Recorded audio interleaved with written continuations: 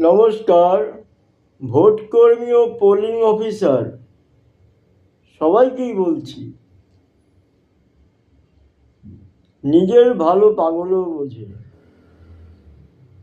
আপনারা প্রলোভনে প্ররোচনায় পা দেবেন না। যেটা সঠিক সেটাই করবেন।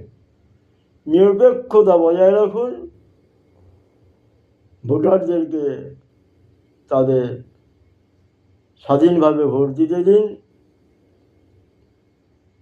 আপনি শান্তি উপভোগ করুন। জানবেন, চাচা আপন প্রাণ বাঁচা। দেখতে পাচ্ছি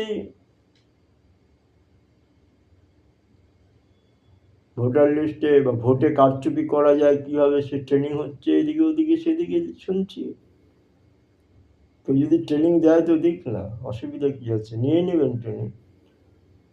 কিন্তু কার্যক্ষেত্রে সেই ট্রেনিংটা পালন করবেন না।